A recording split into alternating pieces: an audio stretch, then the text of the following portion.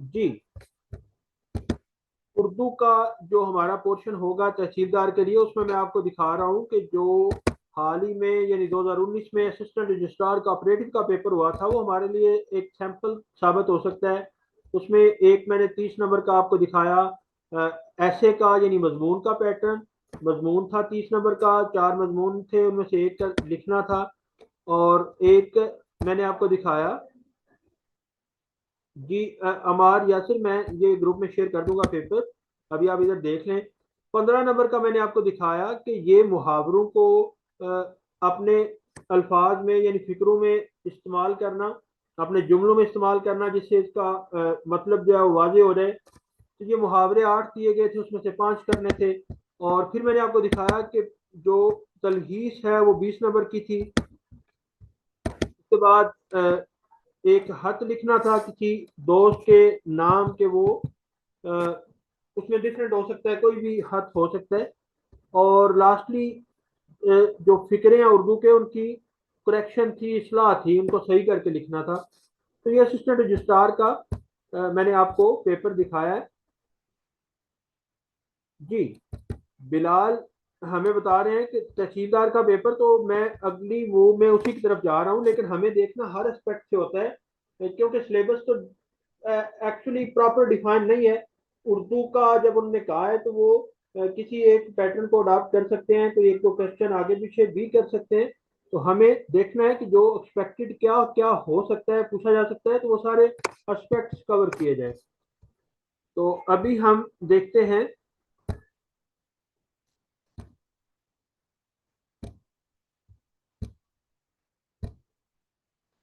तहसीलदार 2012 का जो पेपर था, वो देखते हैं, जो हमारे लिए सबसे ज़्यादा इम्पोर्टेंट होगा गाइडेंस के सिलसिले में। क्योंकि लास्ट जो इस तरह के पैटर्न आए थे तहसीलदार के, जिसमें 4 पेपर थे, उर्दू का पेपर भी था, वो 2012 था।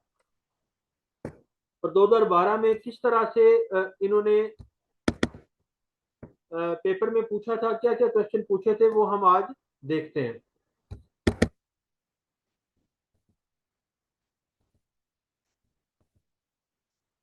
सबसे पहला और इम्पोर्टेंट जो क्वेश्चन था, वो था किसी एक टॉपिक के ऊपर, जो कि 6 टॉपिक दिए गए थे, बल्कि 5 टॉपिक दिए गए थे।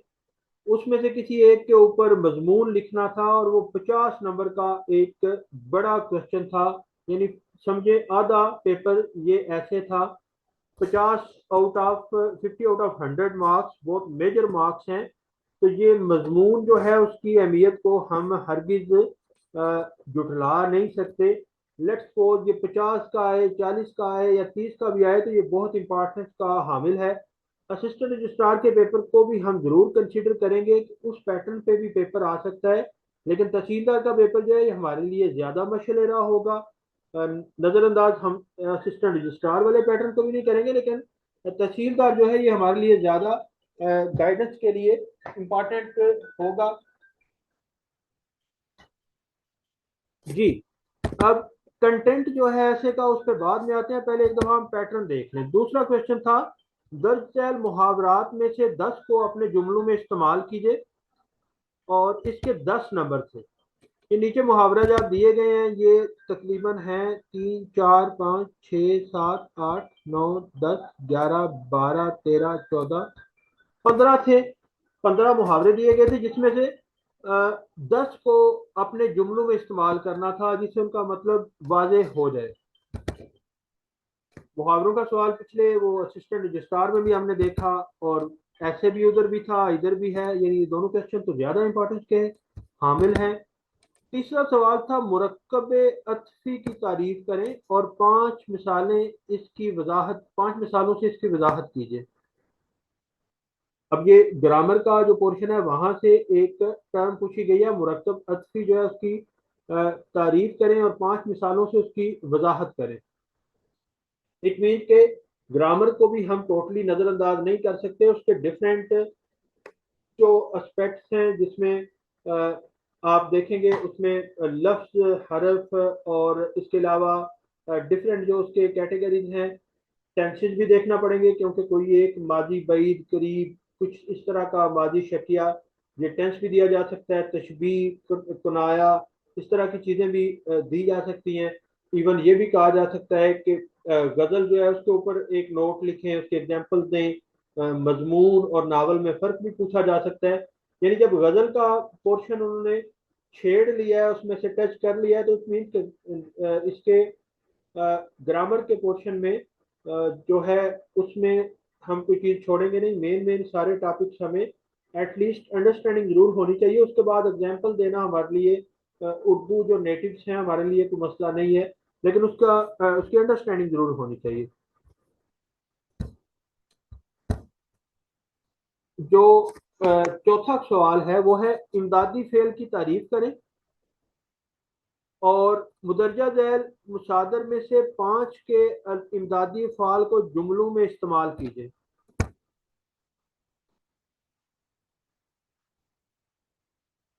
जी,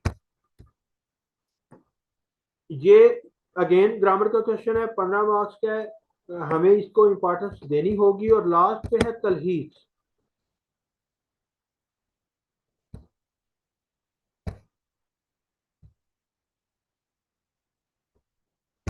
तलहीस जो है वही प्रेसी की तरह इसको 1/3 में हमने चेंज करना होता है। और ये ट्रिकी क्वेश्चन, ये देखें कि क्वेश्चन जो पैराग्राफ है वो ऑलरेडी 4.5 लाइन्स का है। अब 4.5 लाइन्स में देखें, आज कायदे आजम हम में मौजूद नहीं, लेकिन आपका लाफानी कारनामा पाकिस्तान की हस्ती के दवाम का बायस है। जब तक पाकिस्तान कायम है, कायदे आजम की शख्सियत की खुशबू इसकी फ़जाओं को मुअत्तर करती रहेगी।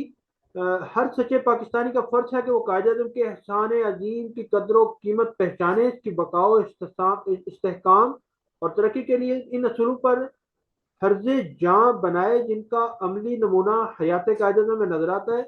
और इसी सूरत में हम इन कोताहियों को तलाफी कर सकते हैं और नाकामियों को कामयाबी में तब्दील कर सकते हैं, जिनसे आज़ादी के बाद हम अपनी हयात इज्तमाई के मुख्तलिफ मरहलों में दो चार हो चुके हैं। वो फैज़ामंद फैज़ की जो हमने स्टार्ट में पढ़ी है नज़म, वही बातें इधर जो है कि चले वो शेर तो नहीं आपने इधर लिखने, मिसगाइड ना हो जाए। मैं इसी इसी पे आता हूँ। इसको अब आप देखें, इसमें बड़ा बहुत ज्यादा मटेरियल नजर आ रहा है और आपने इसको अल्फाज काउंट कर लेने हैं।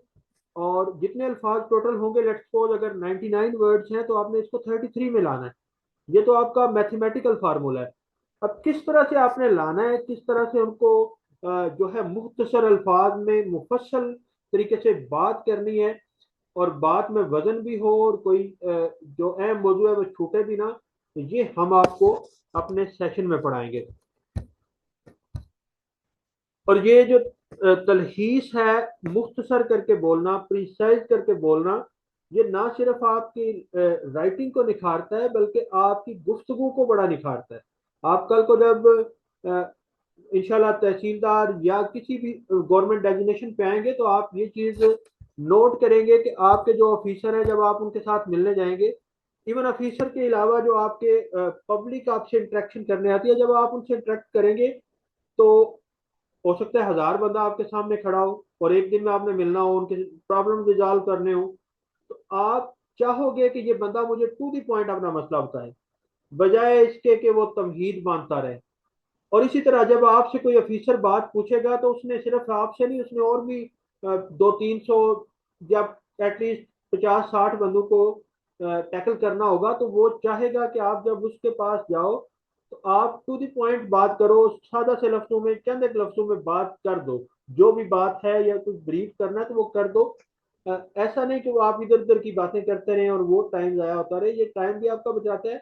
लेट्स सपोज आप कहीं कोई ऐसा वक्त है कि जहाँ पे आप किसी मुश्किल में है या आपका कोई फैमिली मेंबर किसी मुश्किल में है, मिसाल के तौर पे उसको कोई जो है वो उसके साथ चोरी की इस तरह की वारदात हो रही है और वो आपको फोन करता है या आप उसको फोन करते हैं, तो बजाय इसके कि वो कहे कि मैं जा रहा था फलान जगह पे और उधर से फिर मैं वापस आया, तो वापस आते हुए मेरे साथ रास्ते में अभी ये वारदात हो रही है, ऐसा आप सुनने में कहेंगे कि यार फजूल आदमी, बताओ जगह कौन सी पे हो और तुम्हारे साथ क्या हुआ है।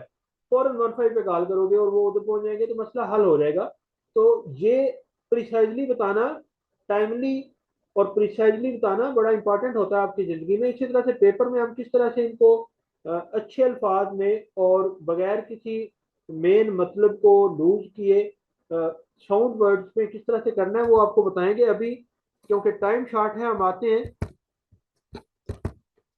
ये जो बाकी जैसे ग्रामर है, हम ग्रामर में कोशिश करेंगे कि ये चाहे 70-80 जितनी भी चीज़ें हों, एक तो उन सारे टॉपिक्स को जो भी उनकी डेफिनेशन है और उनकी एग्जांपल्स हैं वो आपसे शेयर की जाए। दूसरा, इनको एक सीक्वेंस में किया जाए।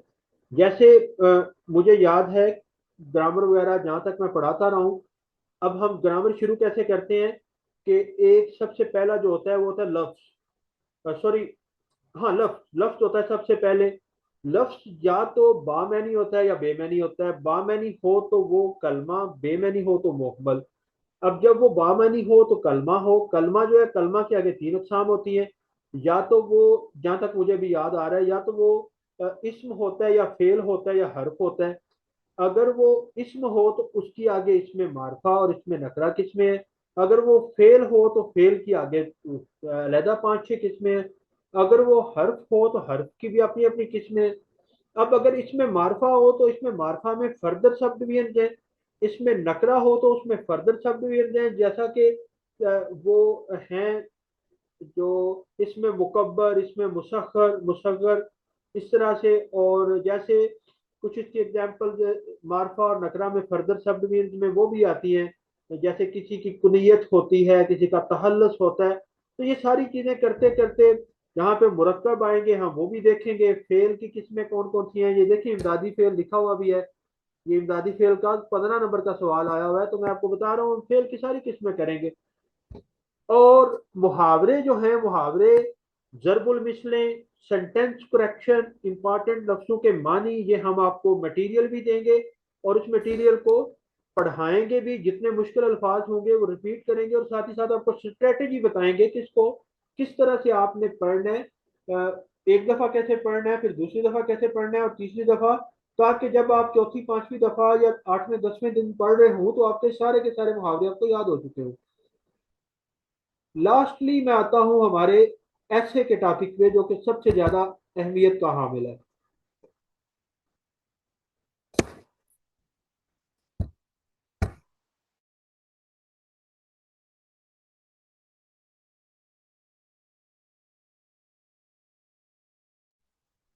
ऐसे का जो हमने किस तरह से लिखना है, किस तरह इसको कैरी करना है, उस बात पे जाने से पहले मैं आपको ये दिखाना चाहूंगा। ये ऐसे के टॉपिक देखें 2012 में सिंपल वर्ड्स थे। उर्दू गजल का इर्तिका, तरक्की पसंद तहरीक, आजाद नज़म, इकबाल का पैगाम।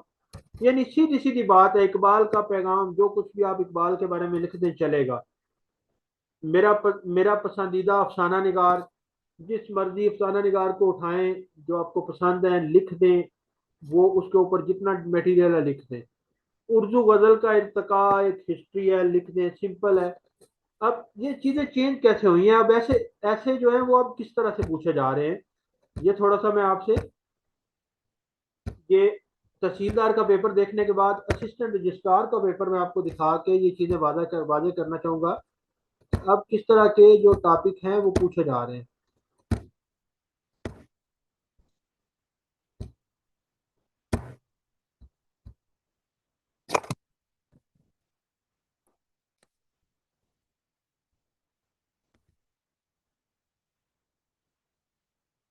पहले ऐसे भी आपने देखे हैं जो कि इसमें तहसीलदार में आए थे 2012 में।